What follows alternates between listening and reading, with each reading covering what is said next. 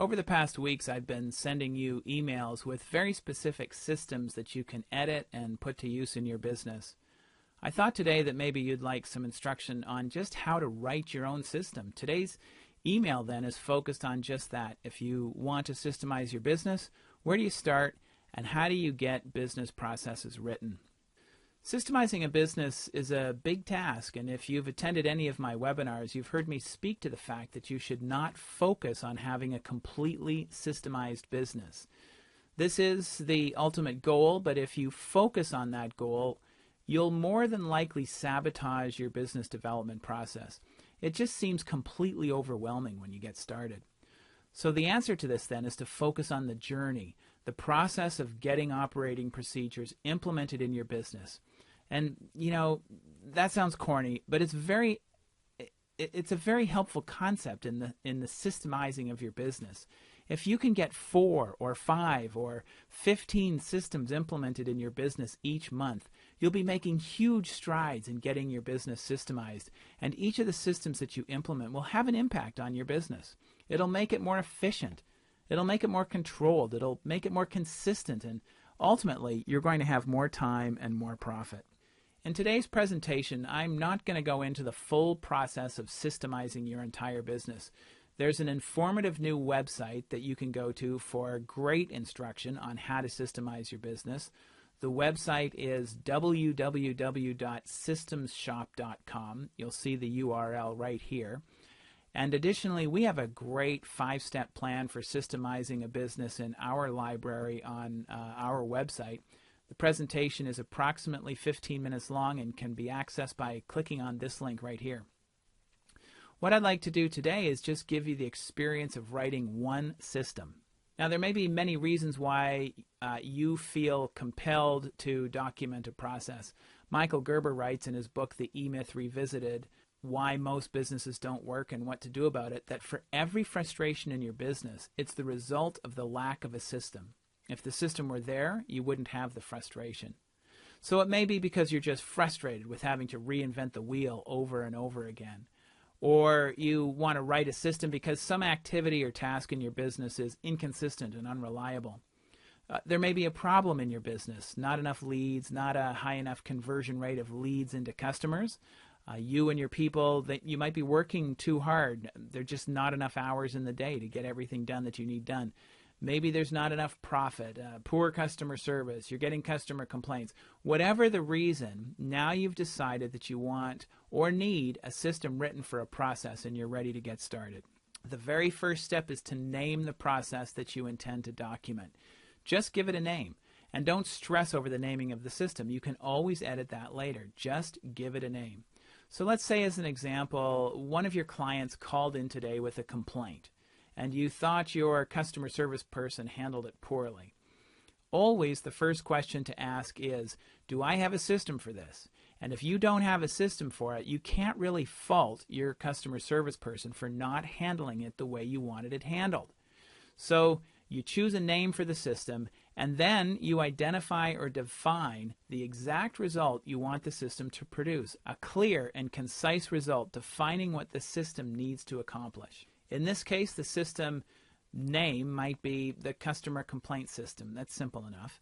And the result you want the system to produce is to give the customer an experience that he's being well taken care of so that he remains loyal to your company, and to resolve and learn from each customer complaint through efficient follow-up and the distribution of information. It's important to remember that while an application like the Touchstone business system can facilitate this process with a very consistent method for creating processes, you don't need to have a tool like Touchstone. You could do this simply using a word processing program.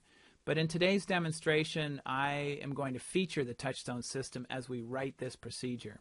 As a second step, after you've named the process and written the result or the objective of the process, you'll want to organize it in the correct area of your business. In Touchstone, we divide your business up into 4 key functions. Getting the business, these are all of your sales and marketing systems. Doing the business, these are all of your client fulfillment and operational processes, essentially all of the processes that are directly related to your clients in the fulfillment of the promise that you made in the sales process. Running the business, these are all of the systems that go on behind the scenes, financial systems, administrative systems, HR processes, IT systems, essentially all of the systems that are not directly related to your clients, but that must be done smoothly for the business to run efficiently. And finally, the fourth key function guiding the business, all of the management processes, as well as all of the strategic systems for leading and guiding the business from where you are today to where you want to get to. If you choose to do this using a word processing program, go ahead and create a file structure of folders on your computer in which to store and organize these processes that you're about to document. You can use similar folder names as we use in Touchstone. So you might be asking yourself the question, why do I need to categorize these processes? It's important to organize the processes so those who need to use the processes can find them when they need them. There's no point in writing processes if the people who need to use them can't find them. And almost always, you're going to need to edit your processes. You're going to need to make changes to them. And if it's not easy to make changes to them and keep them current, you'll procrastinate. You'll put it off, and chances are you'll never do it.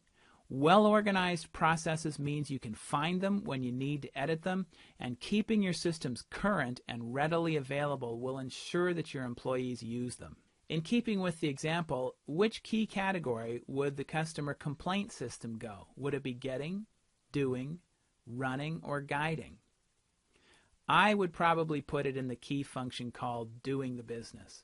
So now I'll go into the Touchstone Business System and illustrate the process of writing the system. Okay, so now I'm going to go into Touchstone.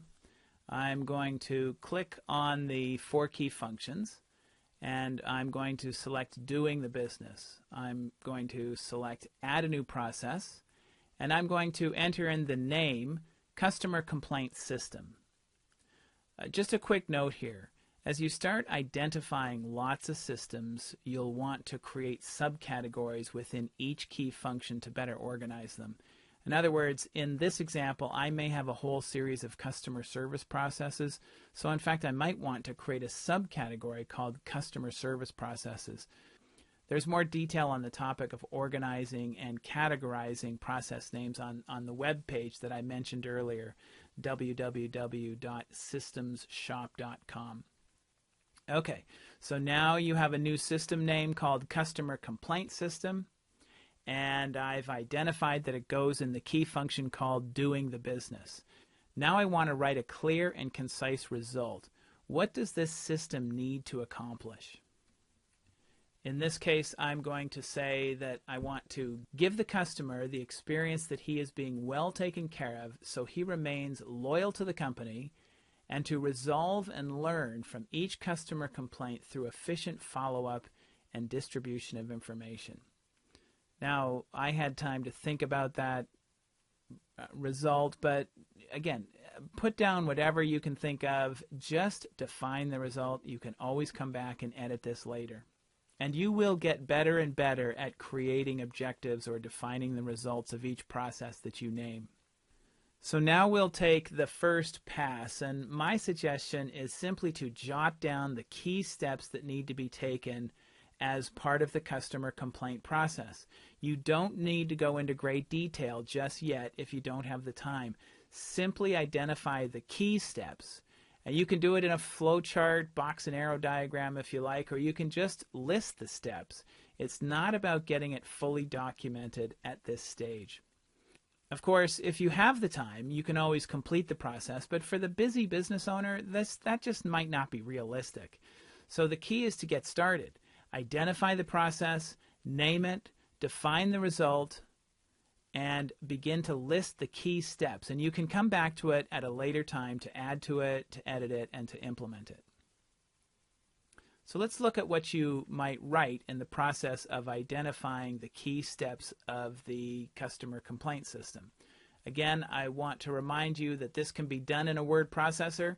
In this case, because Touchstone is such a great tool for organizing and consistently documenting processes with templates and structures already built in, I'm going to choose the Touchstone work plan and begin to document the key steps of the system.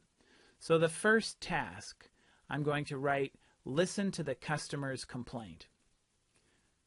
Then I'm going to click on Add Task and write Find the customer's information. This could be a service record or an invoice, for example. I'm going to click on Add Task. In this step, let's assume that I'm selling a service that has a warranty. So I'm going to write in here, do the research to see if this is a warranty issue. Now notice I'm not actually defining how to do that research. I'm just listing broad stroke steps. Step 4, again, I'm going to say Add Task. Tell the customer that you'll look into the issue and resolve it for them and get back to them within 24 hours. Again, broad stroke. I don't have a script here. I'm just saying, hey, tell the customer that you'll look into the issue. I'm going to click on Add Task. Forward the complaint to the customer service manager. Add task, follow up with the customer within 24 hours. That's it. Again, at most, this would take a couple of minutes. The idea is to start getting the process written down. Just get it started. You can always add to it later. So the purpose of this step is to lay out or plan the process. It's really here to help you see the process that you're intending to document. You're also creating a placeholder where you can come back and edit this process. So once these steps are charted out, you can come back later on and document the actual tasks of the workflow in more detail. Let's say it's a few days later and we want to come back and fill in the detail. So we might come in here and we would open up the process. We would click on the work plan. We would click on the edit pencil here to edit the process.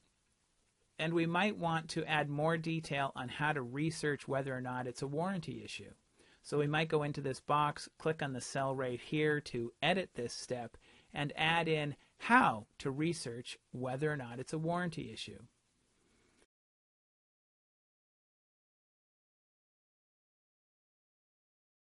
We might want to create a script for how to reply to the customer, letting them know that we'll get back to them within 24 hours. So we would go over here to the process tool called Scripts. We would type in the name of the script, and we would go in and write this script.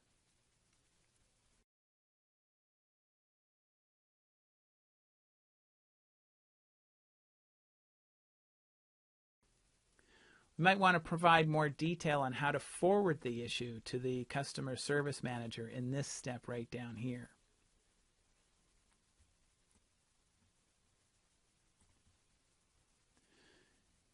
In this second pass, we will be writing the tasks and expectations of each step, or if you did a flowchart, each box on your flowchart. You know, each box on the flowchart, each step is a task. It's an action step that you're taking. And so in this step, in this pass, you are restating the work in a complete sentence that clearly communicates exactly the work or action to be taken. And again, we're recommending that you start with an action verb such as create, write, move, go. Make this an active statement. So all of this detail can be added in later.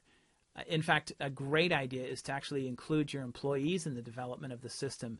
They can be very beneficial, and enrolling them in the process often ensures that they'll actually follow the system later on, because they begin to see how much easier it is when a documented process is in place and it's available for them to follow, and they actually had a part in building it.